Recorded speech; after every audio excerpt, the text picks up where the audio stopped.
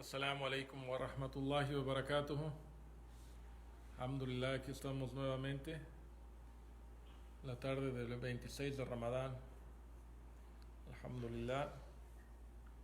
Y estamos viendo el libro de Talbiz Iblis, cómo el shaitán labasa, cómo el shaitán hace talbiz, cómo Iblis hace talbiz, cómo Iblis cubre las cosas. Y estamos viendo el capítulo 3. Voy a tratar de avanzar algo rápido, pero pues hay que tener paciencia. Estos son libros clásicos. Y pues obviamente no voy a poder cubrir el contenido del libro. Empieza en el capítulo 3, que es como advertencia sobre cómo el shaitán seduce, cómo el shaitán tiene sus formas de adentrarse al ser humano y empezar a jugar con lo más básico del ser humano. Empieza en el libro Ibn al-Jawzi. Ibn Jawzi tiene una forma de escribir muy particular, he notado. Y veo, porque Ibn Jawzi también de los libros que hizo él fue como un muhtasar, hizo como un resumen y corrigió algunas cosas de Al-Ghazali, se hizo un resumen de Ihya Ulumuddin.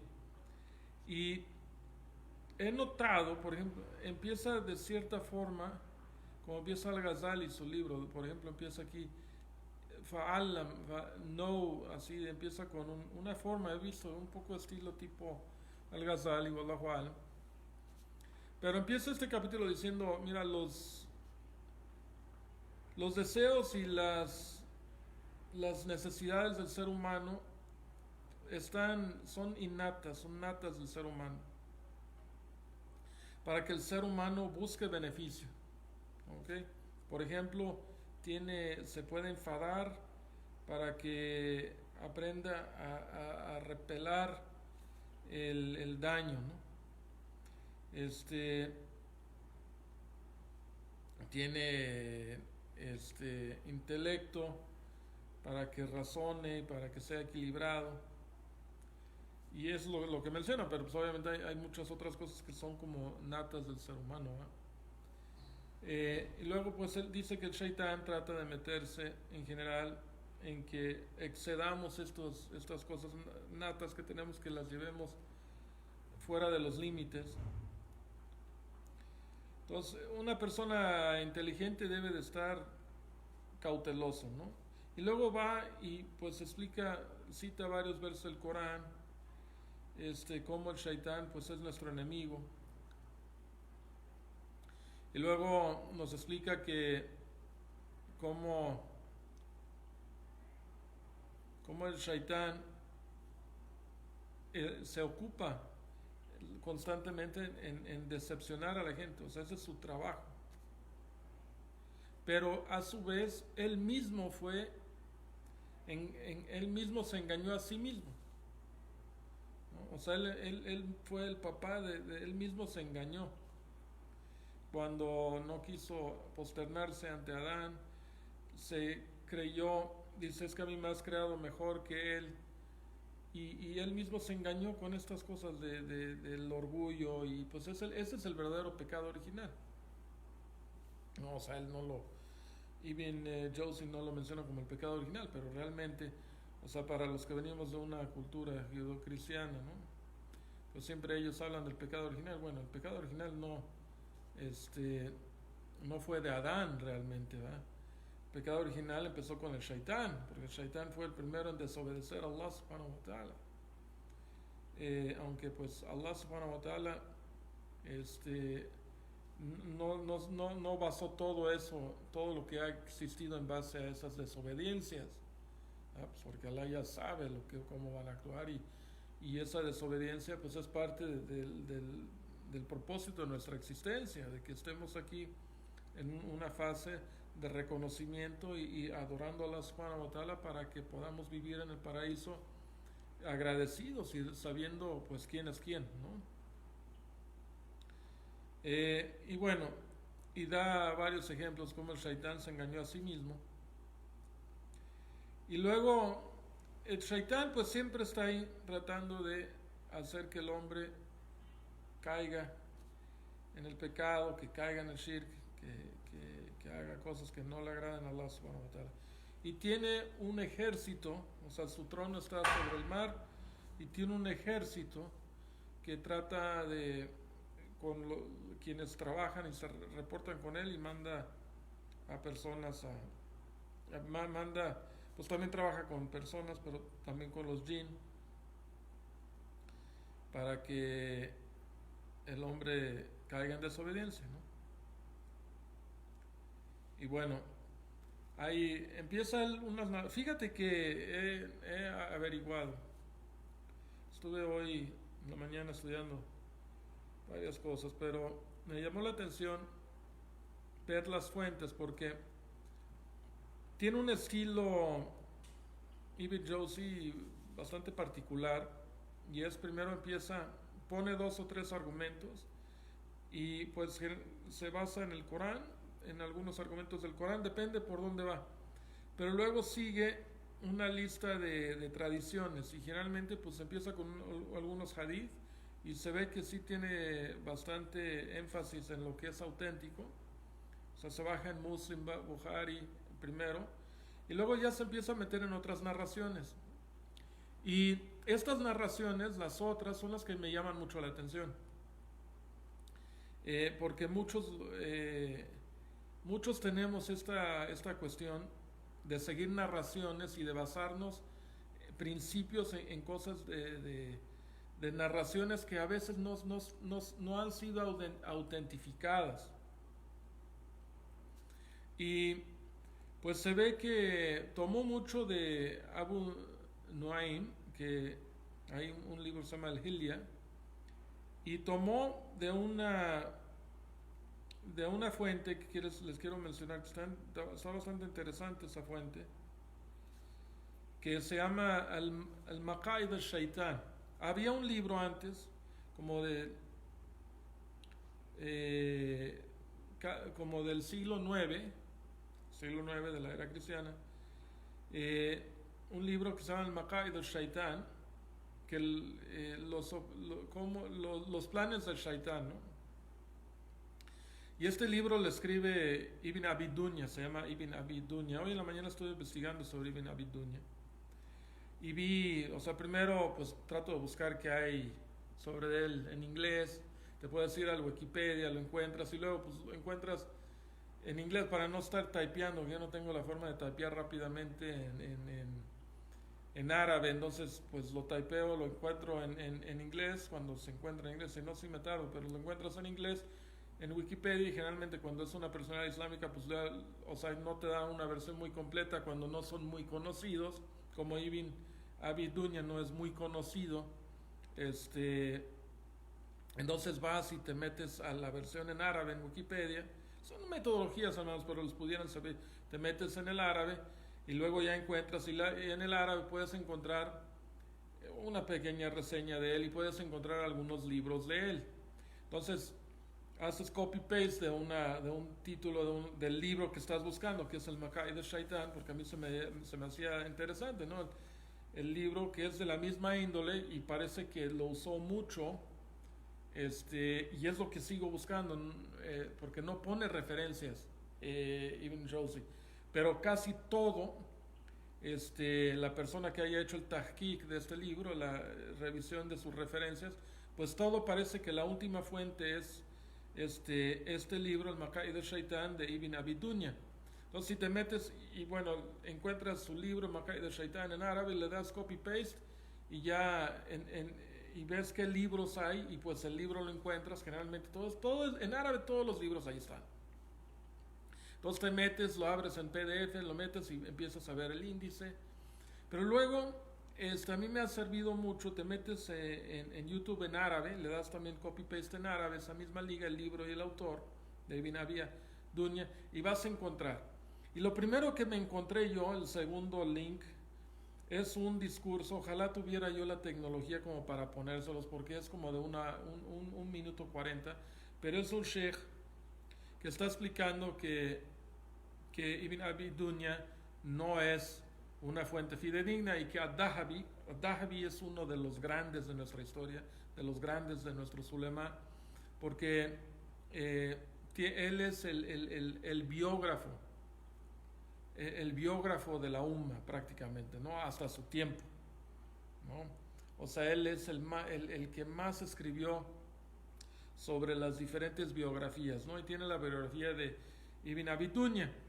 Entonces, Ibn Abi Dunya, pues resulta que no es muy confiado, no hay de mucha confianza, pero algo que me llamó que dice este sheikh es de que, pues no se sabe, o sea, no se sabe de dónde sacó la información. Y este es un problema porque muchas de las cosas que habla ya son de cosas del gaib, o sea, cómo el shaitán hace las cosas y pues ahí yo me paro de repente porque digo, bueno, es que cómo pueden saber. Aún, o sea, nosotros tenemos fuentes de la israelía. Estos hermanos somos athari, debemos de buscar las narraciones, la narrativa del profeta sallallahu alaihi wasallam y de los salaf, sin duda. Pero hay que tener mucho cuidado porque hay narrativas, hay narraciones que no tienen fuente. Entonces, muchas cosas de la israelía, por ejemplo, en el tafsir de que lo que dice Qatada tal cosa, ¿no? Entonces Qatada cita tal cosa de la israelía, ¿no? Pero pues no sabemos a ciencia cierta, no siempre, pero a veces no tenemos el isnad muy completo o el isnad no es auténtico, así de fácil, ¿no? O sea, si usas el mismo criterio, lo que pasa es que los grandes ulema de la revisión de los isnad ya los posteriores, ¿no? Pues no han tomado mucho énfasis en revisar el isnad de los azar, ¿no? O sea, hay, pero no hay mucha profundidad en muchos casos, ¿no? Porque pues es inmenso las narraciones y el trabajo que hay que hacer. Sheikh Albani pues hizo una gran labor, pero pues lo hizo más que nada sobre el hadith, ¿no? Pero el azar y luego pues lo que han dicho de la israelía. Y inclusive uno de los famosos de la israelía, era un tabeín o tabeín, que también aquí citan y es súper citado y es una muy buena fuente, pero muchos musulmanes lo usamos como una fuente sobre las historias de los judíos, la historia de los profetas de antes, y aquí también lo usa, y se llama al-Wahb ibn Munabih, Wahb ibn Munabih, yani Wahb ibn Munabih, ese es muy conocido, y es un judío converso, y él narra muchas cosas, ¿no? Y en este contexto, porque, ok,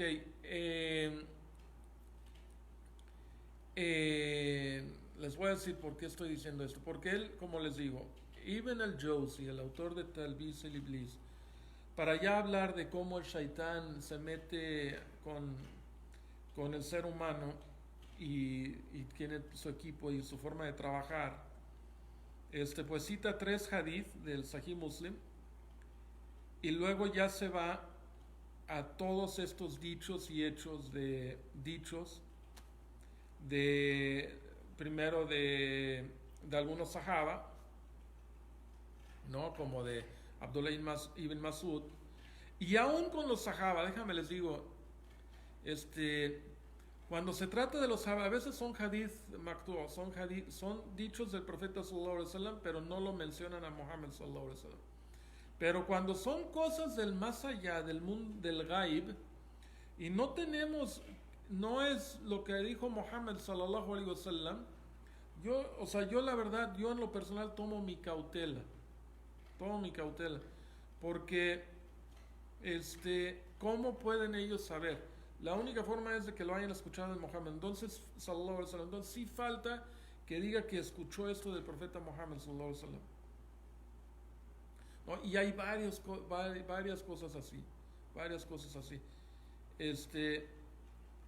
o sea, sí hay que tomar cierta precaución como estudiantes de conocimiento, Entonces él empieza a mencionar primero algunos azar, pocos azar de, nomás uno de Abdullah ibn Masud, dice algo de Qatada. Este, por ejemplo, me llamó la atención, y esto se conoce mucho, esto es algo que se ha divulgado. Por ejemplo, Iblis tiene cierto tipo de demonios que trabajan con él que se llaman Qub Qub. ¿Ok? Pero este Qub Qub, esto lo narra Qatada. Pero si buscas en la colección de los hadith que haya dicho Muhammad sallallahu alaihi wasallam sobre el Qub Qub, bueno, pues yo no he encontrado nada. Y es difícil, o sea, y invito y seguiré buscando a ver si hay. Pero aquí nomás, por ejemplo, aquí dice Qatada algo. Dice uno de los... pero esto lo está sacando él de, de otras fuentes, ¿no? De su mismo libro. Él tiene otro libro, Ibn al-Jawzi, que se llama Adam al-Hawa, sobre el Hawa, o sea, los deseos del ser humano. Eh, pero sí, estas riwayas ahí están y empiezan a meterse dentro de la literatura islámica, porque he visto, por ejemplo, muchas páginas, o sea, todo lo que he encontrado de Qub Qub es de la misma fuente, de Qatada. Pero Qatada, ¿de dónde lo sacó, no? Y yo he hecho un esfuerzo, he hablado a Saudi, he hablado a varios hermanos en Inglaterra, he tratado de averiguar, y es algo como que no está muy claro, ¿no? O sea, algunos dicen, bueno, es que a lo mejor, pero ya Qatada ya es más lejos, ¿no? O sea, hay que ubicar a Qatada. Qatada es, si no me equivoco, ya es casi de cuarta generación, Allahu alam, pero es uno de los fuentes de Tabari, de los más importantes, los más citados de Tabari. Entonces es uno de los que más cita en el tafsir, ¿no? Uno de los más citados en el tafsir, perdón. Pero pensé importante mencionar esto porque ya este pues se meten hay mucho de Wahhabi bin Munabih y luego hay historias, y yo creo que esto a lo mejor y lo sacó también de Al-Ghazali, que esa es la cosa de la gente, había mucho en las primeras épocas, o sea, ya del siglo 9 10 para adelante, los sufis empezaron a sacar de los círculos del Casas, ¿no? Y aquí en su libro, recuerden, ayer les estuve mencionando que eh, él defiende que Al-Hassan vio Al-Casas, o sea, el narrar historias, los círculos de los que narraban historias, como algo bueno. Y bueno, en la defensa pues Hassan era un califa, ¿no? Bueno, perdón, sí, Al-Hassan fue el quinto califa, o sea, fue califa hasta la fitna, ¿va? Este, pero hasta que él abdicó, Al-Hassan abdicó para que Muawiyah fuera, pero por un periodo como de 6 meses fue el califa Al-Hassan. Entonces, ¿por qué digo esto? Lo que pasa es que Muhammad sallallahu alaihi wasallam dice, sigue, o sea, en la riwaya estoy parafraseando, pero sigue mi sunna y la sunna de los Khulafá Rashidin. Entonces, cuando se trata de algunas betas, por ejemplo, la del segundo Adán, la del Tarawih, y son como 4 o 5 la compilación del Corán, y como 5 o 6 los que quieren decir, bueno, 5 o 6 que hicieron los Khulafá Rashidin dicen es que eso justifica, eso dice, esas son buenas betas, entonces basándote en eso, entonces hay muchas buenas betas, aunque Ibn al-Jawzi no dice eso, ¿eh? Pero a lo que voy es que se justificaba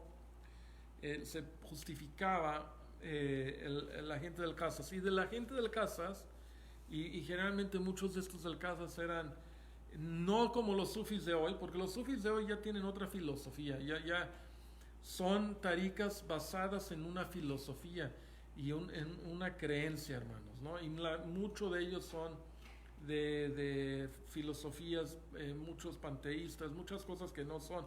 Más aparte tienen su weird y sus cosas que pues ya tendríamos que definir qué tanto es, no, o sea, si son betas o no, pero el meollo del asunto con muchas de las taricas hoy es su, su akida, ¿no? Sus creencias, ¿no? Bueno, ese es otro punto, pero a lo que voy es que pues se meten muchos cuentos, muchos de los libros se usan muchos cuentos. Muchos salafis también hacemos esto, ¿no? Muchos hermanos, he visto mucha literatura que de repente pues no tienen una prueba muy rotunda en el Corán y la Sunna y por ahí dicen, dice algún, y peor tantito porque hay hermanos que nomás dicen, y dice algún salaf. O sea, ¿qué es eso? Eso no es una evidencia, hermano. Que un salaf dijo, no es evidencia, ¿no? Por ejemplo, en la defensa de llamarse salafi, ¿no? O sea, sí hay por ahí algunos Darakutni, hay algunas cositas, pero no basta con decir, no es porque hay una narración y por ahí algún salaf dijo, no, hermanos, por ahí, no, o sea, necesitamos algo más fuerte que eso, hermanos. Eh, pues, o sea, I'm sorry. Este, no basta con porque un salaf lo dijo, hermano, ¿no? O sea, hay que ver, y este es el problema también de hoy en día, mucha gente de Ahl al-Hadith, mucha gente del Athar, es la fuente, y nunca me malentiendan, o sea, esa es la fuente. Pero también existe el ijtihad y existe el usul, o sea, no podemos ignorar el hecho que el usul y los principios para llegar al fiqh han ido de mano en mano, o sea, siempre han estado ahí, o sea, Imam Shafi, la risala del Imam Shafi, o sea, hay que entender que hasta qué punto, ¿no? O sea, cuándo puedes ver lo que han dicho los compañeros del profeta sallallahu alaihi wasallam, si una opinión de los compañeros del profeta es suficiente como para hacer un ijtihad, ¿no? Todo esto se ha discutido en los grandes de los ulema antes. Entonces no podemos ignorar eso, o sea, no podemos nomás tomar cosas del hadith, de las narraciones y o sea, hay que ver un poco el sentido más general, o sea, sí hay, o sea, Sheikh Uthaymeen para mí en ese aspecto era muy completo, porque, o sea, él escribió un libro de Usul al-Fiqh y hizo un comentario de Al-Waraka, de Al-Juwayni, o sea, mira, Al-Juwayni es el papá de la gente del Kalam, pero aún así, grandes ulema, Sheikh Uthaymeen, por ejemplo, para mí, como Sheikh Uthaymeen, de los de ahora, de la era moderna, la verdad que Sheikh Uthaymeen era el más completo. Pues invito a debate de ese tiempo. O sea, yo no soy, y ya estuvimos leyendo que el debate y todo, o sea, que el debate no se busca ni nada, pero a veces hay que aclarar los temas. O sea, pon tus evidencias, tu burjana, o sea, pon tus evidencias, hay que ver las evidencias. O sea, yo sí creo mucho en seguir las evidencias, definitivamente. Pero hay que ver que las ciencias del Islam sí existen y se han desarrollado. O sea, los usul fiqh existe y también los qawaid del fiqh existen. O sea, hay cosas que existen que los grandes, Ibn Taymiyyah habló de ellos, existen y son cosas reales que tienes que tomar en cuenta. O sea, si el imperativo es general, si el imperativo es específico, estas cosas existen. Entonces, sí pasa, regresando al punto, o sea, sí pasa que la gente del hadith a veces toman por hecho esto y quieren resolver todo con pura narrativa, entonces no encuentran una narrativa y avientan una narrativa que a veces no es auténtica, pero como no basta con decir un salaf lo dijo, no es suficiente. Wallahu alam, yo no soy escolar, eso es obvio, ¿ok? Pero a mí no me convence, o sea, como que no basta con decir un salaf lo dijo, o sea, sí, o sea, es algo adicional, es bueno saberlo, habría que ver qué salaf lo dijo, porque lo dijo un salaf, o sea, eso a mí me molesta. ¿Un salaf quién? Para poder saber en qué marco, cuándo y por qué, ¿no? Eso es importante. Bueno, pues Ibn Jauzi aquí pone muchas narraciones, y muchas narraciones son de Ibn, de Abi Ibn Dunya, de Ibn Abi Dunya. Y este, pues, es un libro interesante. O sea, estuve viendo el índice, el Macay de Shaitán, es un libro interesante, fíjate. Eh, o sea, cómo el Shaitán, los objetivos del Shaitán. Hay cosas, les voy a narrar algunas cosas, este, pero aquí sí hay que andar un poco con cuidado, ¿no? O sea, de repente, o sea, sí se dicen cosas y a veces nosotros las repetimos y las podemos estar sacando de contexto. O sea, no hay que tomar las cosas así tan... O sea, hay que ver el contexto. Yo insisto que hay que ver el contexto histórico siempre, hay que ver y hay que entender un poco la situación. O sea, sí hay que ser defensores de la zona, eso es de caja, de renglón, eso tenemos que ser. Pero también tenemos que dar en cuenta y ver, y me van a odiar estos de allá del otro bando, pero o sea, sí hay que tener, o sea, como algunos de los Juan han hecho mucho énfasis, pero tienen razón en ese aspecto, o sea, sí hay que ver al wakia, o sea, sí hay que ver las circunstancias de la actualidad también, ¿no? O sea, no puedes traslapar todo el azar así, y sobre todo cuando, por ejemplo, es un azar así nomás, les voy a decir. Said ibn al-Musayyib, Said ibn al-Musayyib era uno de los grandes de los Fuqaha, era de los 7 Fuqaha de Medina, uno de los grandes. Y él se casó con la hija de Abu Huraira, ¿no? Y era un grande y fue maestro de Ibn Malik, de Imam Malik, Anas ibn Malik. Este, no, pero Malik ibn Anas, el sheikh del siglo 8, ¿no? Del, el sheikh de la mezquita y sheikh de Imam Shafi, uno de los más grandes. Este, Sayyid ibn al-Musayyib dijo, aquí les voy a dar un ejemplo. Y aquí me estoy rompiendo un poco con la idea, porque el objetivo de esto es como que darles el contenido del libro. Pero pues me estoy yendo un poco como para entender un poco más, ¿no? Y para que tengamos cuidado, que Alá me guíe, me perdone si me estoy equivocando en enseñarles esto, pero inshallah creo que sí es importante que reflexionemos.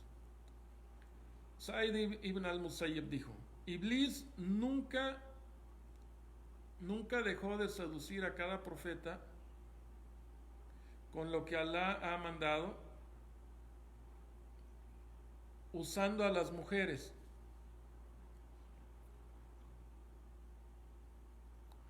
Ahora, yo no sé, primero, si esto de veras lo dijo, porque lo cita Ibn Abi Dunya y ahora lo usa aquí como, o sea, sí hay cosas, o sea, obviamente, sí hay un contexto, hay hay un hadith, ¿no? Hay cosas, pero el punto aquí es Said ibn al-Musayyib, el gran faqih, gran sheikh, esposo de la hija de Abu Huraira, radiallahu anhu, dijo, Iblis nunca dejó de seducir a los profetas, o sea, siempre estuvo usando la seducción de las mujeres. Ahora, yo no me siento en la confianza como para citar esto es un ejemplo, pero como para dar un khutbah de la Fitnatul Nisa y decir, esto es la prueba, Said ibn Abil Musayyib lo dijo y tan tan. A ver, ojo, hay que ver el contexto, pero también hay que entender, hermanos. No sé si estén pescando esta situación, pero ¿cómo sabe Said ibn al-Musayyib? O sea, es bien importante, hermanos, que cuando digan algo sobre Iblis, que afirmen algo sobre Iblis, que Iblis hacía esto o hace esto, pues que conocen a Iblis, ¿no? O sea, solamente puedes decir eso por medio del wahi, de la revelación, o solamente tiene que estar en el Corán o en la Sunna. Y sí puede ser, o sea, yo he detectado, y si hay puntos, por ejemplo, hablamos en Usul Sunna, hablamos porque el Imam Ahmed eh, rahmatullahi alayhi, era de la opinión que Muhammad sallallahu alaihi wasallam sí vio a Allah subhanahu wa ta'ala en el Isra, cuando fue cuando subió en la ascensión al Jannah, en el Ma'arij, y que sí vio a Allah. Y se basó más que nada, y luego hay otros luego que dijeron, no, es que, ¿no? En otras, o sea, trataron de justificar eso, que fue una, una vista qalbiyya, ¿no? O sea, con su corazón y no con sus ojos. Eh, Porque hay dos hadiths que los ojos no le pueden percatar y así, bueno. Nosotros sí creemos que sí vamos a ver, todo el creyente, inshallah, va a ver a Allah en el Jannah. Ya va a ser otra cosa, pero que en este mundo nadie lo ha visto. Ahora, en el más allá, el consenso es que vio el velo, pero ese no es el punto de que vio el velo a Allah. Allahu alam, porque Aisha negó esto. Pero el punto a lo que voy es de que algunos ulema dicen, bueno, es que este fue ijtihad en base a los versos. O sea, Ibn Abbas no es de que haya escuchado del profeta sallallahu alaihi wasallam que él vio, o sea, no, porque Ibn Abbas no dice él vio a Allah porque el profeta sallallahu alaihi wasallam dijo, sino él se basó en las evidencias del Corán y algunos hadith, y como que él dedujo y hizo ijtihad. Wallahu alam, wallahu alam. ¿Ok?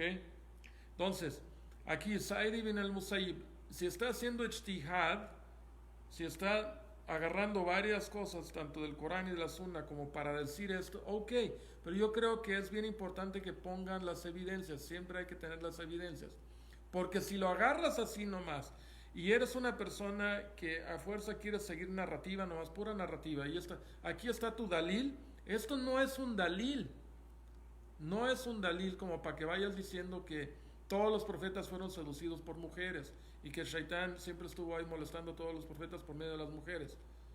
¿Por qué? Porque, ojo, porque por medio de esto nomás, esta cosa que puedes sacar de contexto, se puede malentender todo, hermano. Se pueden entender cosas grandes respecto a los grandes profetas del Islam. ¿Ok? Ese es un punto. O sea, estoy yendo un poco contra narrativa aquí. ¿verdad? Porque él está explicando cómo el Shaitán ahí hace su esfuerzo y yo estoy hablando como que, bueno, o sea, ojo con lo que está explicando. Nomás estoy tratando de hacer unas reflexiones, hermanos. Y aquí, por ejemplo, Fudail ibn al-Ayyad, esto es otro ejemplo, dijo, algunos de nuestros sabios dijeron que una vez el profeta Moisés estaba suplicando a su Señor e Iblis vino a él y un ángel le dijo a Iblis, ay de ti, ¿qué es lo que estás esperando sacar de él? Mientras él está haciendo, o sea, ¿qué quiere? Estar escuchando el dua, estar ahí pegado de él, ¿no? O sea, estas narraciones son interesantes. Y él contestó, estoy esperando obtener de él lo que obtuve de su padre Adán cuando estaba en el paraíso. No lo entendí de todo ahí, pero vuelvo yo a lo mismo, ¿no? O sea, ¿cómo sabe Al-Fudail ibn Iyad? Y esto también lo sacaron de Ibn Abi Dunya, del libro de Ibn Abi Dunya. Y ojalá les pudiera tener la tecnología para pasarles el video del Sheikh que encontré en la mañana.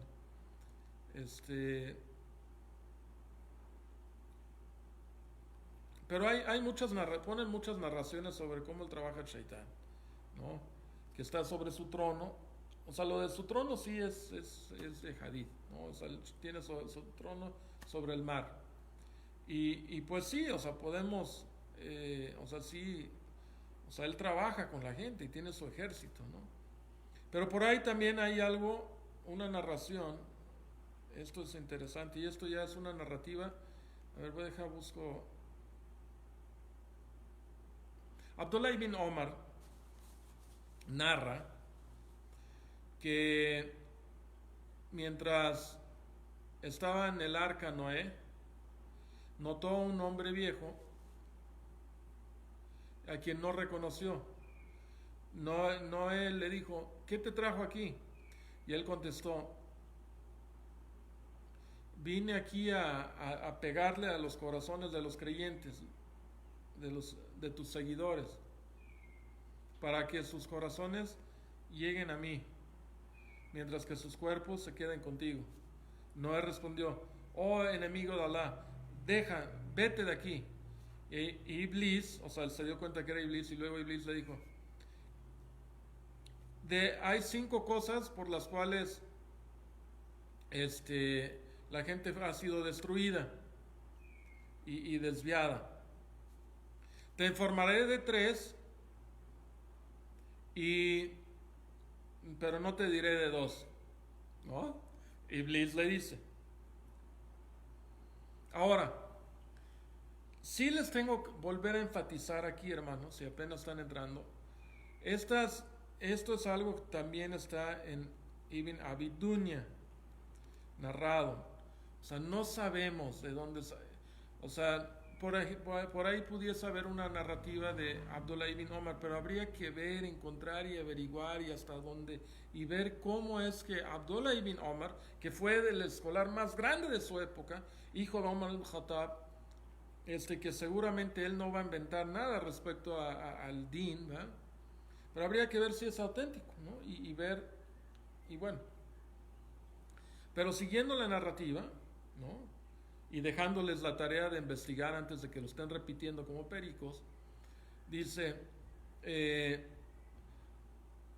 Noé le dijo, bueno,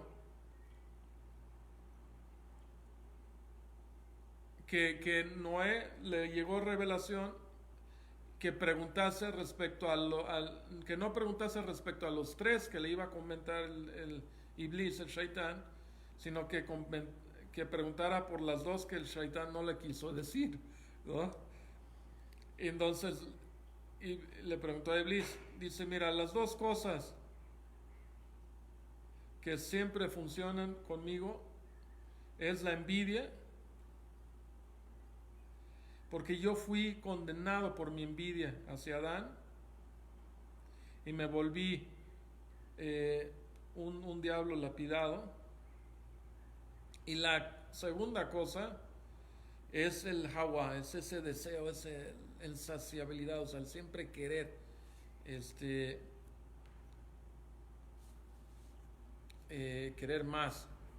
Y dice Iblis, todo el paraíso entero se le fue permitido a Adán, y yo obtuve lo que quise porque le dije, pero come de este árbol, ¿no?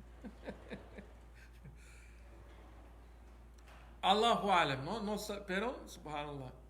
O sea, el shaitán definitivamente trabaja por medio de las cosas del ser humano, ¿no? O sea, de la envidia, o sea, para que hace sus trabajos, ¿no? Y hay muchas narrativas de esta índole. Y hay unas muy largas.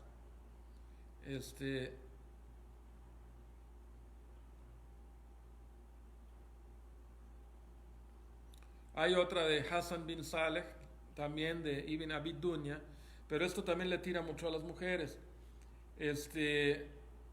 Pero sí, para el hombre, pues hay cosas definitivamente ciertas ahí, ¿no? Pero, insisto, son narraciones y habría que verificar y ver qué tanto coincide con el Corán y con la Sunna. Pues son narraciones, sí, de gente religiosa, gente buena, pero pues no vamos a basarnos en meramente narraciones de ellos, ¿verdad? Y mucho cuando empiezan a hablar de cosas del gaib, o sea, cómo ellos van a saber lo que dijo el diablo o lo que hace el diablo, ¿no? O sea, no pueden saber más que por revelación, ¿ok? Pero narra Hassan bin Saleh que escuchó que el diablo diciéndole a una mujer, o sea, esto pudiera haber sido, por ejemplo, haciendo exorcismo, ¿no? Esto es otra cosa. También hay muchas narrativas en este tipo de, cuando se habla ya del shaitán, y hay algunas narrativas que se extraen, que salen de encuentros con los demonios, cuando se hace exorción, y eso existe dentro del Islam, y nosotros lo reconocemos, es una verdad. El shaitán puede llegar a poseer a humanos, y eso es real, la posesión. Pero él dice, yo escuché a un demonio decir, dirigiéndole a una mujer, diciéndole a una mujer, dice, tú eres mitad de mi ejército. O sea, el shaitán le dice, tú eres, o sea, que aquí dice, no un demonio, sino el shaitán. Le dice a la mujer, dice, tú eres mitad de mi ejército. Tú eres mi flecha,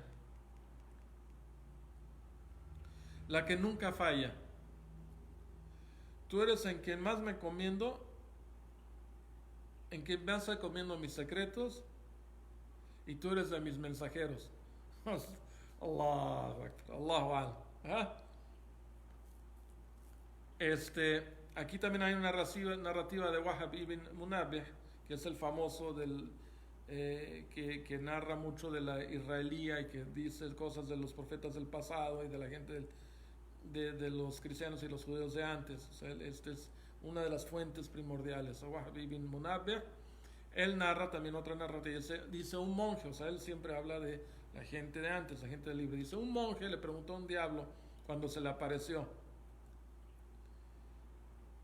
¿cuáles de los manerismos del ser humano son los que más te ayudan cuando posees a seres humanos? O sea, ¿qué es lo que te ayuda más para que llegues a poseerlos? Y él comentó el mal temperamento, o sea, que se enfaden cada rato, que cada rato les prenda la chispa y se enojen. Cuando un siervo se enfada mucho,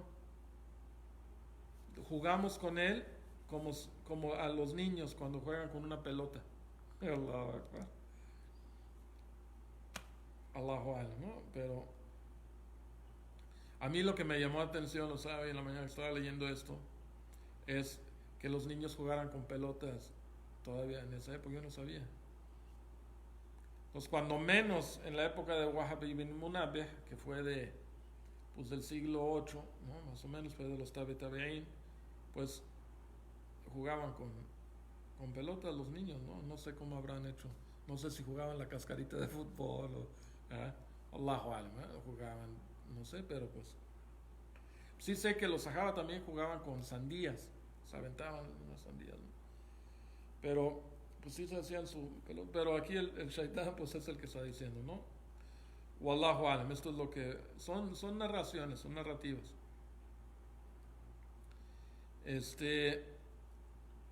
Abu Musa al-Ashari narra, este es un grande de los hadith, este es un gran sahaba, compañero del profeta Muhammad sallallahu alaihi wasallam.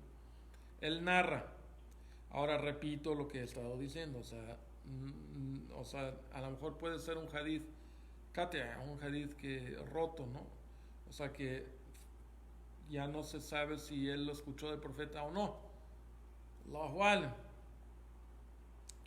Pero dice, cada mañana el shaitán, Iblis, Satanás, manda sus ejércitos. O sea, él está sobre su trono, sobre el mar, y manda al ejército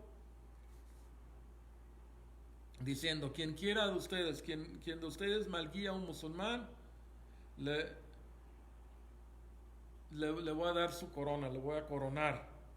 Fíjate, subhanallah, o sea, si esto es de Abu Musa al-Ashari, aunque lo haya sido de Abu Musa al-Ashari, es muy interesante que el concepto de coronación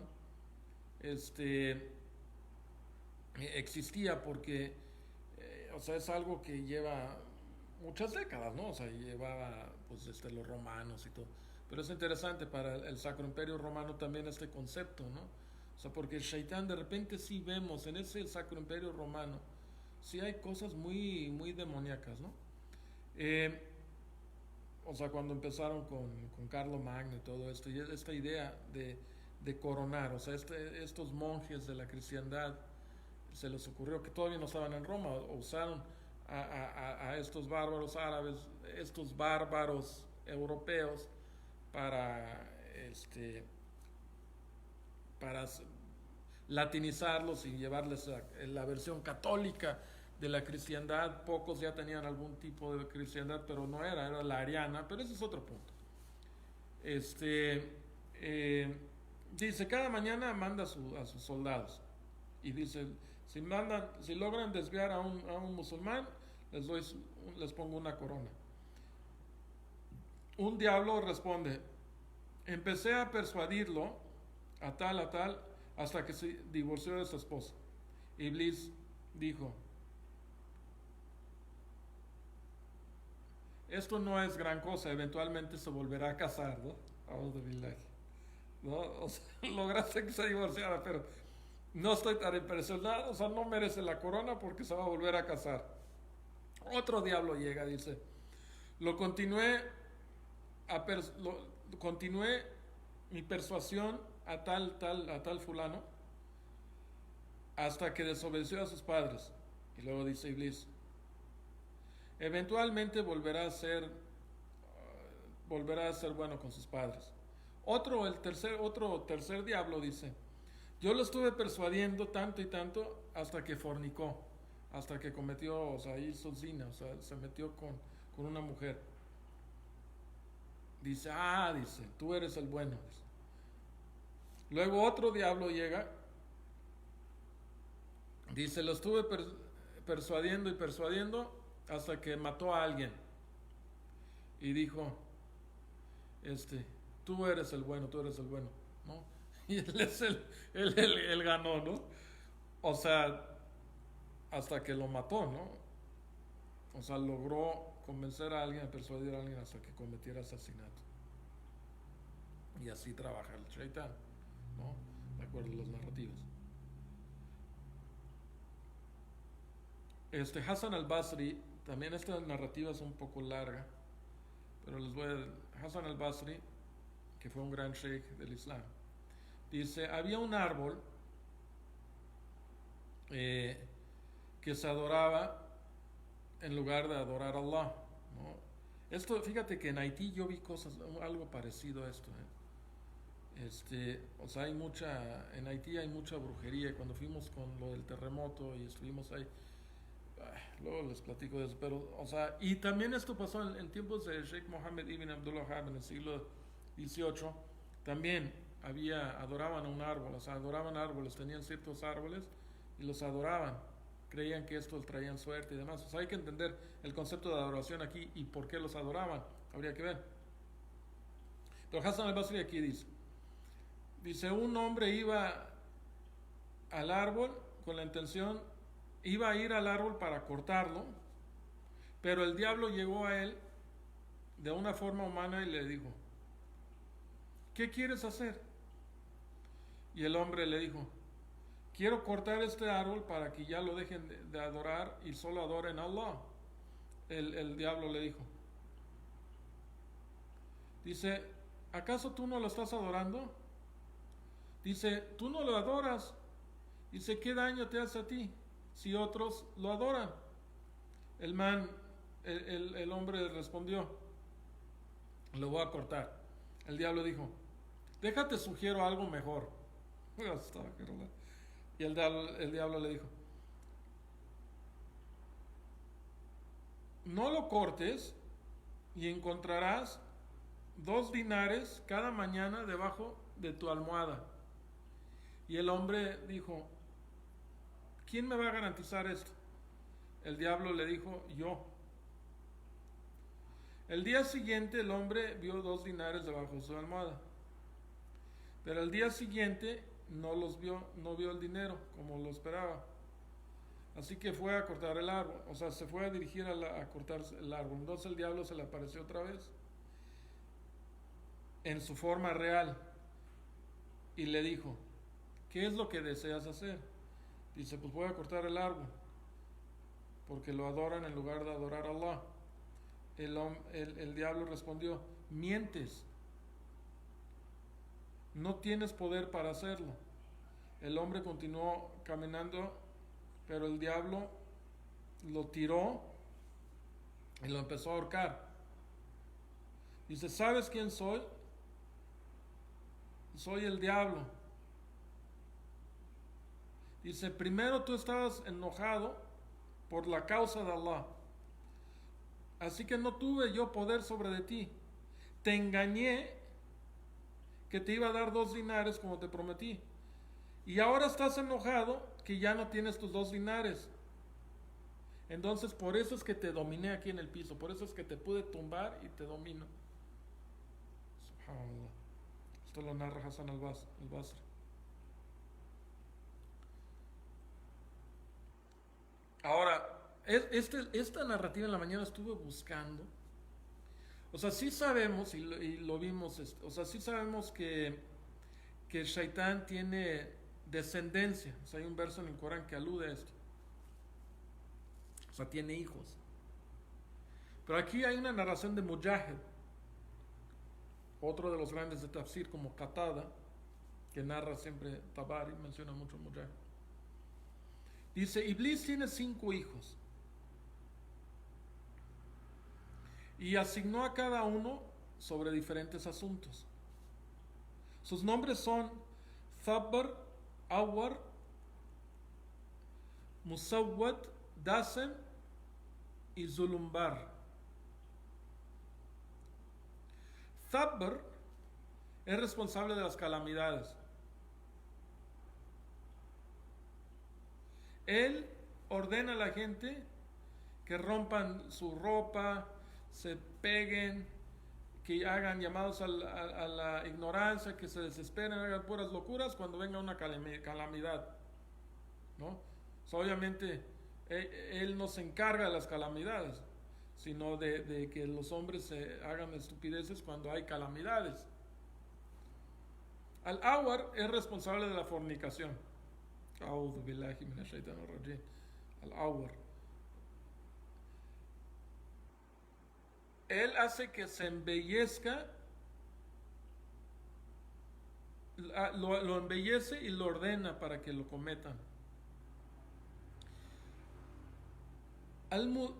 Al-Musawwat es responsable de las mentiras.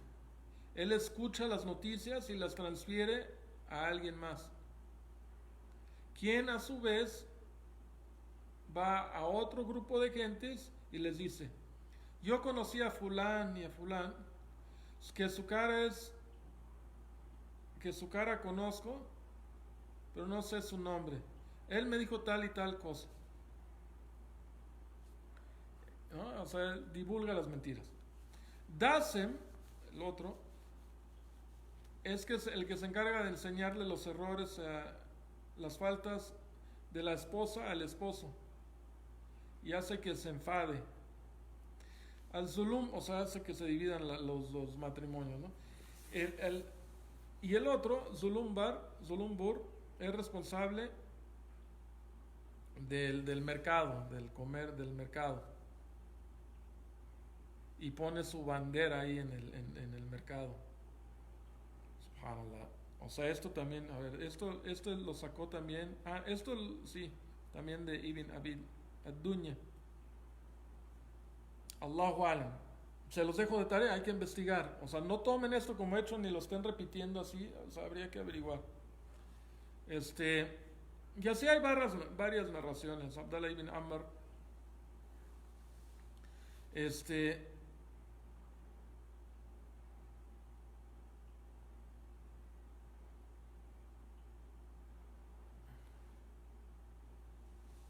Abdullah ibn Amr dice, radiallahu anhu, uno de los grandes sahaba, ¿no? Dice que Iblis está encadenado en las partes más profundas, en los niveles más bajos de la tierra. Cuando él se mueve, entonces su moción causa todo tipo de conflictos entre las gentes. Bueno, aquí ya dice Ibn Jawzi, o sea, citó todas esas tradiciones y Ibn Jawzi dice, mira, o sea, como concluyendo eso. O sea, el Shaitán tiene diferentes métodos para decepcionar, para engañar.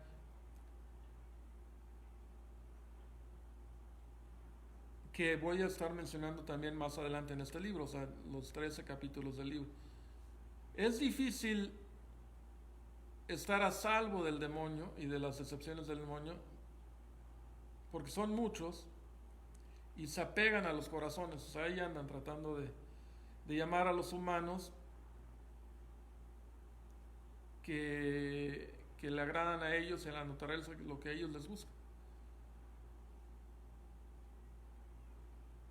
¿no? O sea, Shaitán le gusta ese tipo de cosas. O sea, el Shaitán es de aquellos que, por ejemplo, si ya se están o sea, es de esas que si se está hundiendo un barco, pues va a tratar que se hunda todavía más.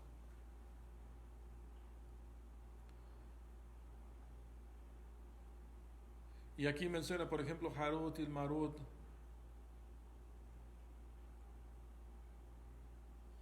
El Harut o el Marut. Este, hay que entender el tafsir de Harut o el Marut. O sea, Allah dice que no hizo kufr el Soleimán, ¿no? O sea, y que los shaitanes después de él, y esto es una cuestión histórica real, ¿eh? Los mismos judíos reconocen que después de Babilonia, después de que cuando fueron, o sea, fueron destruidos por Babilonia, porque como fueron los últimos dos tribus que quedaron en Israel, porque los demás fueron destruidos al irse a Siria y a adorar a Baal, entonces quedaron, estamos hablando como 200 años después de Suleimán, ¿no? Ellos ya empezaron tratando de entender qué es, por qué tenía tanto poder Soleimán y cómo, entonces empezaron a hacer brujería y cosas ahí en el templo y tiene mucho sentido con el verso del Corán. Es un solo verso, pero que abre un tema ahí de Harut y Marut, que habría que, en vez no solamente ver lo que dice Wahab ibn Munabbih, el gran experto, y el Tabi Tabein, que el que daba todas estas narrativas respecto a Bani Israel. O sea, hay que meterse a fondo. Yo he encontrado cosas, estudiando el Talmud y viendo cosas del Talmud. O sea, obviamente hay que vacunarse antes, ¿no? Sabiendo que pues no hay guía más que la guía de Allah y de su mensajero Muhammad sallallahu alaihi wasallam, ¿no? Como les decía el otro día, pues, o sea, hay que ver las fuentes, hay que estudiar estos temas, pero con despecho, sabiendo que pues no, o sea, viendo, o sea, buscando la verdad y, o sea, tirando la basura, ¿no? O sea, esto no, y, pero buscándole, porque a veces encuentras justo lo que está ahí, ¿no? Y a mí me ha pasado, ¿eh? Me ha pasado que buscándole encuentro justamente las evidencias tal como Allah afirma en el Corán. Es, por ejemplo, de Baal, ¿no? Yo no sabía, este es un ejemplo, pero he escrito estos temas en Facebook antes, ¿no? Bueno, Abdul Aziz bin Rauf, bueno, esto es otra cosa. Pero ahora ya es otra sección y se pone a hablar de que cada ser humano tiene un diablo que lo acompaña, ¿no? Esto sabemos. No más que en el caso de un ifrit, no más que en el caso, por ejemplo, de Muhammad sallallahu alaihi wasallam, su ifrit era musulmán, era obediente a Allah subhanahu wa ta'ala, ¿no?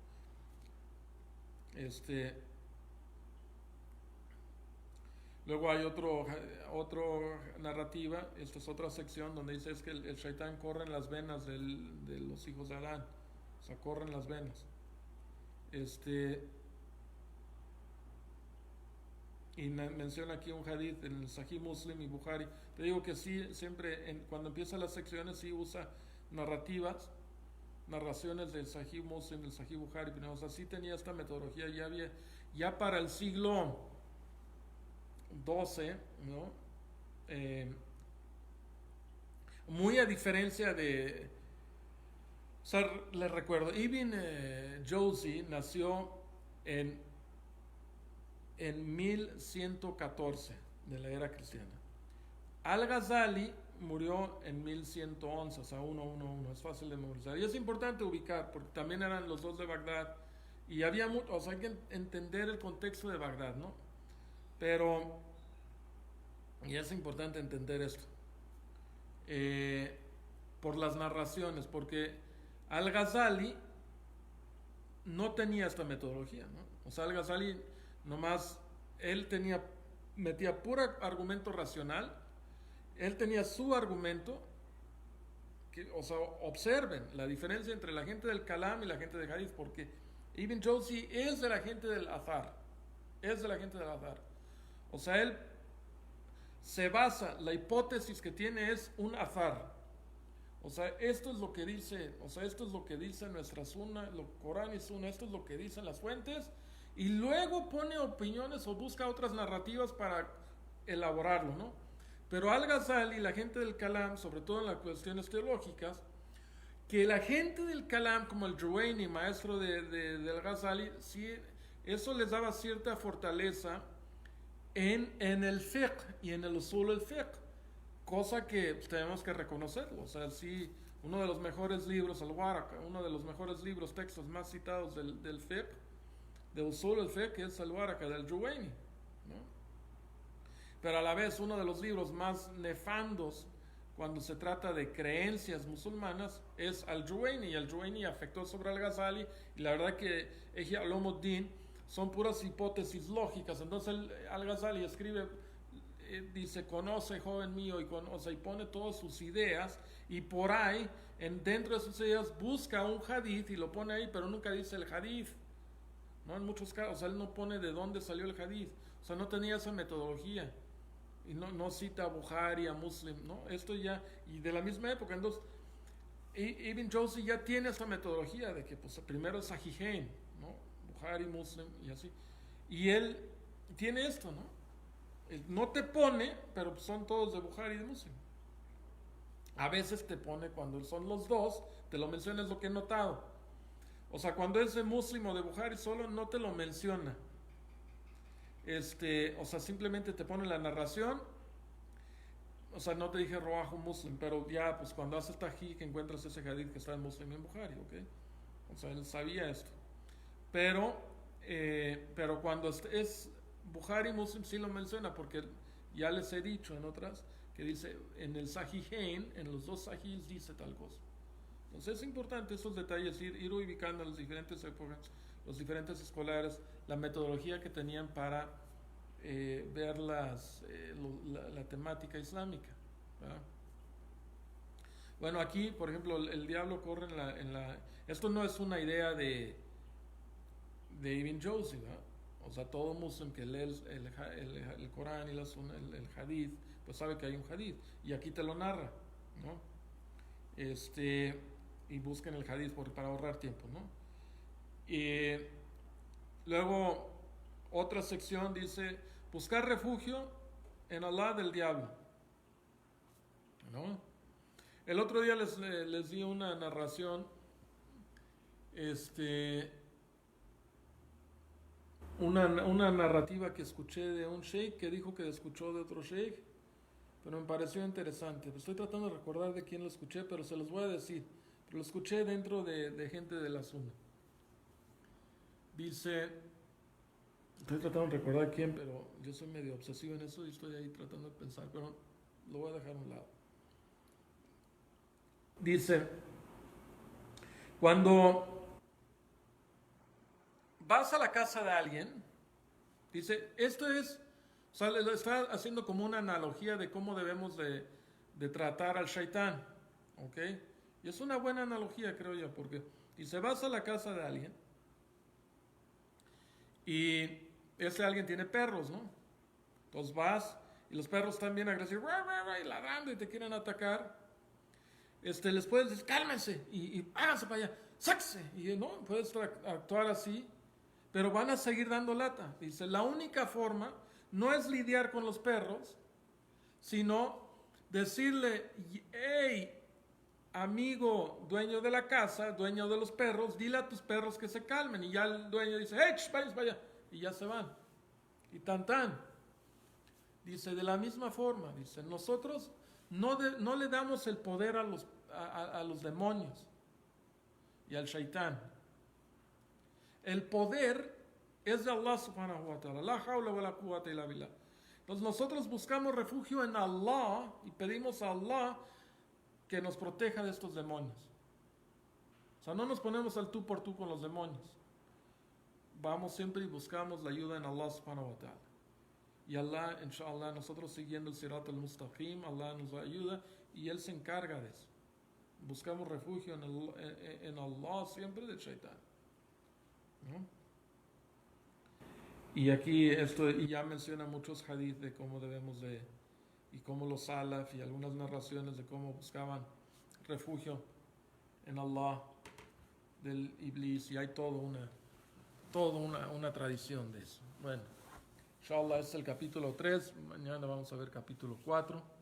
Capítulo 4 nomás les voy a decir a ver qué tanto podremos ver, porque estamos en el día 26, nos falta 27, mañana ya es 27, subhanallah, 28, 29, 30, entonces tenemos 4 días y a lo mejor 3 días nomás, ¿no? O sea, 3 clases más para terminar. Porque 3 o 4 días, pero no sabemos, ¿verdad? Porque puede tener 29 días el mes. Solo la sabe y esa va a ser otra situación, ¿no? De siempre. Eh, el significado de la... Luego el capítulo cuarto es ¿qué significa talbiz realmente? O sea, ¿qué implica talbiz? ¿No? Y el gurur, porque pues es algo que el shaitán hace, ¿no? ¿Cómo engaña? ¿Cómo engaña? ¿Qué significa este engaño? Pues ese es el cuarto capítulo y es muy corto. El quinto capítulo, este, ¿cómo se mete el shaitán en cuestiones de la creencia y de la religión, ¿no? Y cómo se metió con los sofistas, así le llamaban los sofistas, no de los sufis, sino los sofistas de la filosofía griega, ¿no? Y ahí empezó mucho del relajo esto, ¿eh? De la gente del Kalam. Eh, Cómo el shaitán se metió por medio de la filosofía, la filosofía. Eh, Cómo se metió con los secularistas, aquí lo traducen como Darilla. Fíjate que aún en esta época, o sea, Darilla, que es un tipo de secularismo, ¿no? Como el shaitán se mete con los naturalistas, los tabeín, de repente fíjate Darwin y aquellos, ¿no? Pero obviamente hay que ver, ¿eh? Hay que ver, pero estos son los títulos. Eh, y bueno, ese es el capítulo 5 cómo se mete con los dualistas. Fíjate, fíjate, o sea, es buen tema, porque pues muchas religiones son dualistas, ¿no?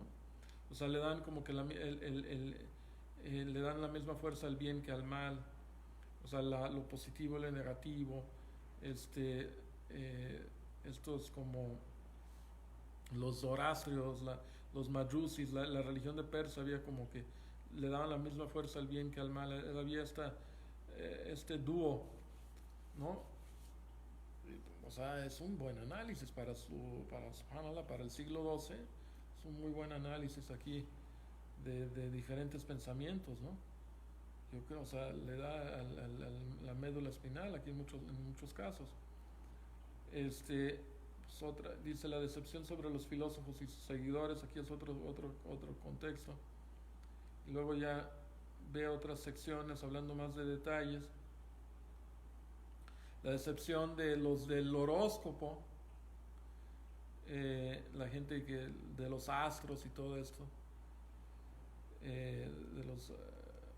de la astrología, no de la astronomía, de la astrología, y bueno, la decepción de la gente que adora a los ídolos, ¿no?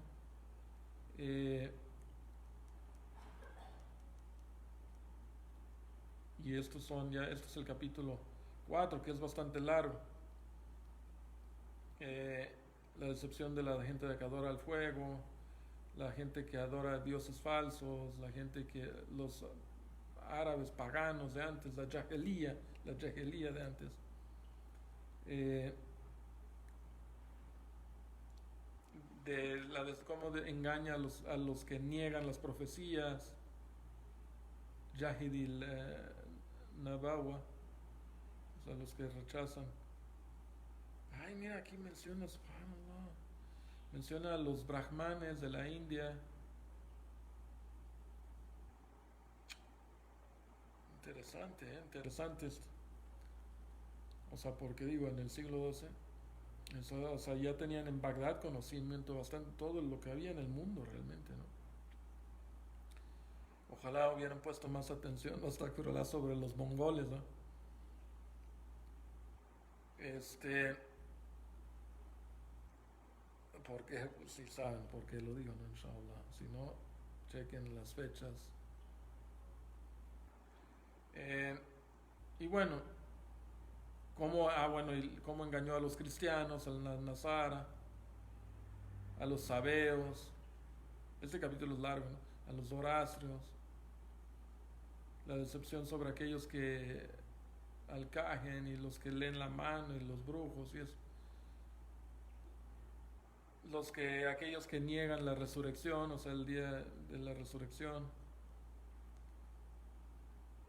Aquellos que creen en la reencarnación, como el shaitán engaña a los que creen en la reencarnación, fíjate. Interesante, subhanallah. O sea, ojalá y se tradujera bien este libro al español.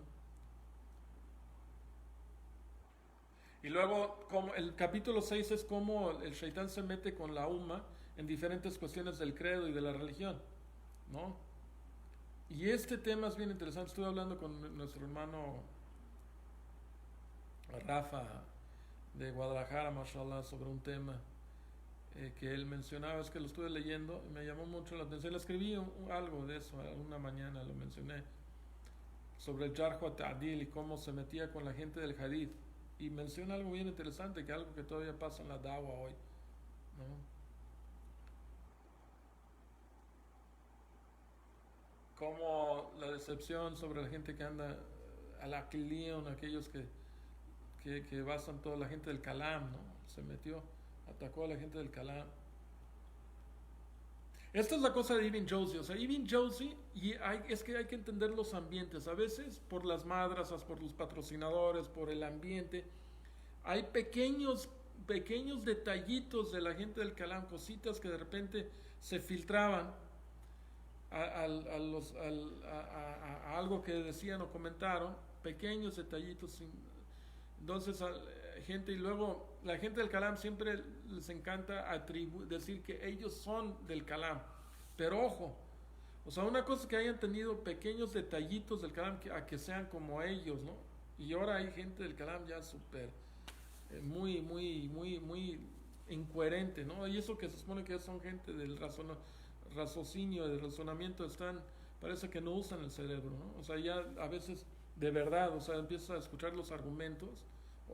Estuve escuchando unas pláticas de un sheikh de Siria, super mutashaddid, o sea, muy fuerte en la Shaira y en Maturidía, y defendiendo que esa era la escuela, la mejor escuela, y Audhu Billahi, o sea, sus argumentos eran incoherentes, honestamente. O sea, a veces dan ganas de decir, a ver, estar ahí, decirle, ¿qué estás hablando, amigo? O sea, cosas que no tienen mucha, pero lo dicen porque se creen, o sea, es lo que ellos siempre citan, que los salafis ahí están bien, son seguros, y su akida pues ahí, pero si quieres ser más sabio y más, pues métete a esta onda. Pero Audhu Billahi, al contrario, Ibn Taymiyyah dice, akidatul salaf, aslam wa ahkam. En otra, como aplican su aclía, su intelecto para tratar de interpretar cosas que ellos mismos no entienden. Y luego ya, bueno, están metiéndose a la gente del Halam, luego como el Shaitán engaña a los Hawarij, y bueno, a los Ráfida, ¿no? Mashallah, a los Batinilla, que era otro grupo, que también el Batinilla, si no me equivoco, también eran Shias, estaban influidos por los Shias. O sea, se metió esa filosofía también un poco los Shias. Los Shias agarraron como que todo. Los Shias son Mutazili. O sea, no son ni Ashari ni Maturidi, son Mutazili, son Mutashad. O sea, ellos creen que si eres kafir, si tú crees que piensas que vas a ver a Allah en el más allá, que eres kafir. O sea, así o sea, se vuelan la barda. O sea, tomaron toda la akida de los Mutazili. Más aparte todo su rollo. Ok. Y así menciona en el capítulo 7 muchas cosas diferentes. En el capítulo 7, en el capítulo 6, todo eso. Capítulo 7, cómo se mete con los escolares del Islam, ¿no? O sea, porque también se mete con los escolares. Y luego, cómo se mete, y aquí es con la gente del Hadith. Y aquí la primera sección menciona el backbiting, ¿no? O sea, hablar a espaldas de la gente, ¿no? Una de las cosas es de la decepción del Iblis, que los entusiastas del Hadith que hablan mal uno del otro, escudándose en el Jarh wa Ta'dil. Esto lo escribió hace 1000 años. Subhanallah, luego agarra todo el argumento, o sea, subhanallah, hermanos. Subhanallah, para los que saben lo que estoy hablando. Claro, ¿no? Bueno, eh, cómo se mete con los fuqahá, ¿no? Eh, y cómo se meten las cuestiones del debate. Fíjate, el debate, hay que tener cuidado. Mira, yo la mayoría de los debates que he visto, sobre todo con los debates de los cristianos, y hay unos debates, dos debates que el hermano somalí de Inglaterra, Hassan al-Somali, que hizo un debate con la gente del Kalam, y hizo un debate con los Jawarech, o sea, los Jawarech en nuestra época. Esos dos debates que duraron muchísimo, como 10 horas cada uno, donde todos traían sus libros y sus argumentos. Ese formato de debate no se me hizo tan malo, o sea, salían cosas a la luz. Pero en términos generales, como Imam Ahmed dice, o sea, hay que tener cuidado con el debate. O sea, no somos gente que busca debate y argüir. Eso es cierto. Pero, pues esto de buscar debate con los cristianos y a ver, te voy a debatir, y hay que tener cuidado también, porque no es la metodología. O sea, si nos ponemos a ver, o sea, dice, dale las evidencias. O sea sí, Jadilu billatihi ahsan. O sea, dale, o sea, argumenta con lo que es mejor. O sea, hay que encontrar la mejor forma de hacerlos entender. Pero Allah nos dice, "Qul ya ahlul kitab, ta'alu ila kalima sawa bainana wa bainakum." Oh, gente del libro, lleguemos a un común acuerdo, ¿no? Allah na'budu illa Allah, que solo adoremos a Allah, no asociemos nada con él, ¿no? Busquemos el común denominador primero y luego, y yo creo que esa es la forma, hermanos. O sea, si van a dar dawa con los cristianos, primero bajen la ansiedad, primero en qué ambiente estén, en qué, o sea, hay que ver, o sea, porque no es lo mismo, pero si es uno a uno, si tú eres el anfitrión o si eres el invitado, también esto es bien importante, o sea, ¿dónde estás? O sea, tú te metiste a una iglesia o te invitaron a una iglesia también, porque no es lo mismo, pero estás en su territorio y estás tú ante muchos, pues, pues primero como que las bases y luego pues ya puedes tener uno que otro argumento, pero necesitas round 2 3, o sea, porque entras a un tema y es otro tema, y entras otro y es otro tema, entonces así como en una hora es complicado, hermanos. Pues, ojo, honestamente se los digo de experiencia, o sea, con los cristianos lo mejor es escucharlos, a ver, y hacerles preguntas. Bueno, ¿y tú crees que Jesús es Dios? O sea, hacerles preguntas, no más que reflexionen un poco sobre sus ideas. Porque si te empiezas a meter mucho y usar un poco su misma historia, es decir, ok, pero tienes que primero enfocarte en el tauhid, ¿no? Ahora, si es alguien que conoces de mucho tiempo y vas a tener segunda, tercera parte, muchas oportunidades, pues si es con tu familia, pues entonces es muy poco a poco, es gradual. Primero, lo más difícil es tratar de modificar tu conducta, porque a veces es difícil. Porque la conducta que tenemos con nuestros padres es a veces inconsciente. Entonces es muy difícil romper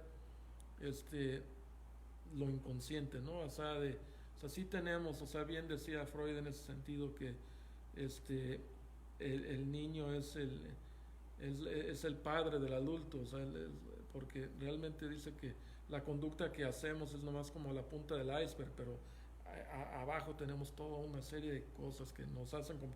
Y sí hay algo de cierto en Freud en ese aspecto, yo sí creo.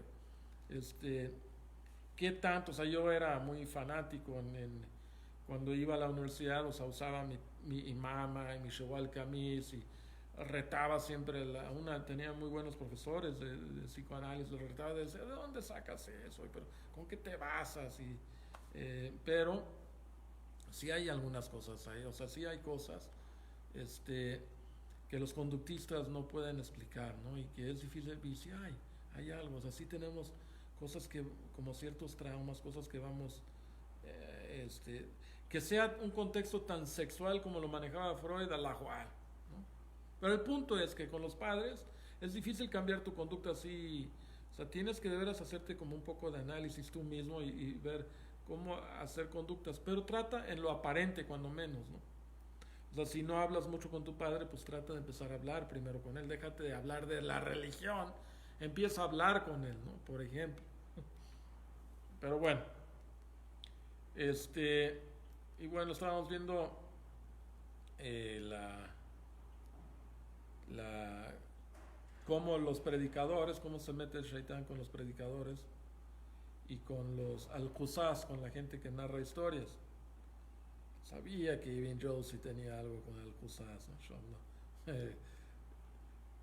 Este, cómo se mete con la gente de la loga, con la gente de la literatura, con los poetas, con los escolares más importantes, los más grandes. Aquí todos tienen sus diferentes formas. En esta época, pues allá les decían, pues aquí ahora dicen kibar ulema, mashaykhuna, ¿no? Ahora diferentes, como los tablik, como le dicen a sus ulema, los ulema al-haq, ¿no? Pero aquí Ibn Jauzi le dice al-kamilina min al-ulema, los más completos de los ulema.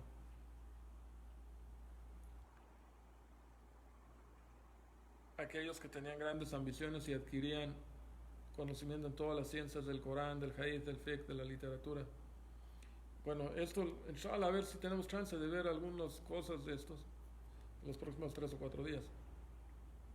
Como el capítulo 8 es como el shaitán se mete con los gobernadores y con los soberanos, con los reyes. El capítulo 9 es como el shaitán se mete con la gente común, con el ubad las adoraciones comunes, como con el salat y así. En el vudú, en el salat y cosas. Y este capítulo es bastante largo. El capítulo 10 es como el shaitán se mete con los que hacen el zuhud, los que son el ascetismo.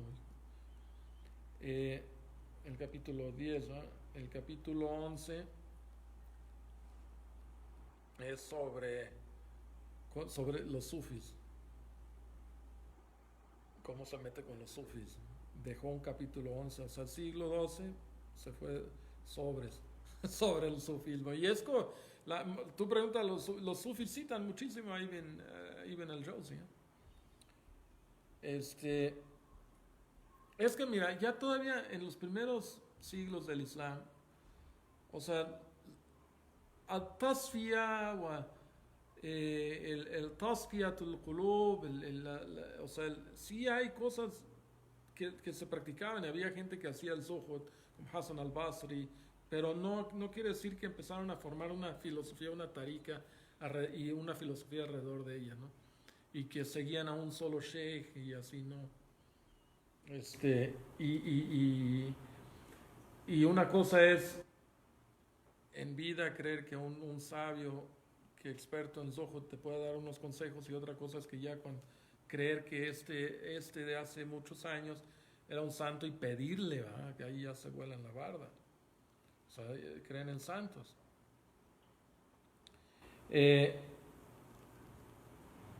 Y da muchos ejemplos. El sufismo es el capítulo más largo. Yo ya les había comentado eso. Porque hay mucho que decir. Y en el siglo XI había mucho que decir. En el siglo XII. Y claro, pues después de Al-Ghazali. Pero mira, está larguísimo este capítulo. Pero es que estoy ahí dándole, pasando todas las páginas, viendo a ver dónde está el capítulo 12. Está larguísimo aquí. Este es como que casi una tercera parte del libro es de estos.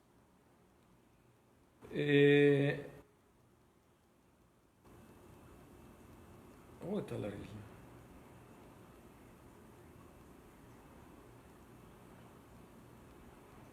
Sí, pues es que sí. Sí hay que dedicarle tiempo a los sufis en este tema.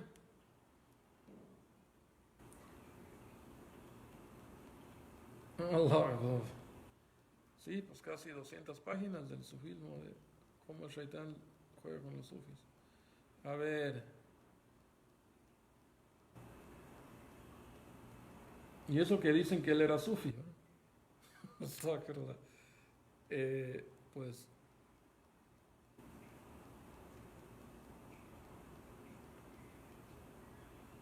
Y habría que ver, yo tengo que ver, no me acuerdo bien. Ibn Arabi es después del Jauzi, ¿no? Ibn Jauzi. Un poco antes, Allahu Alam. Pero me gustaría ver cuál es su postura de Ibn, si lo menciona o no lo menciona, porque no he visto nada que lo mencione. Sigo ahí buscando el capítulo. Ah, capítulo 12. Cómo se mete también con estas gentes piadosas que hacen el karamat. Y es como de lo mismo también de los dichosos santos y de la gente. Y cómo se mete con la gente normal, con la gente común, la gente que en sus cosas de diarias, ¿no? Con la gente que tiene dinero, con la gente pobre, con este, o sea, el shaitán no deja a nadie en paz. Cómo se mete con la gente dándoles eh, esperanzas falsas, ¿no? Capítulo 14, ahí termina. Bueno, سبحانك اللهم وبحمدك أشهد أن لا إله إلا الله وأستغفرك وأتوب إليك والسلام عليكم ورحمة الله وبركاته.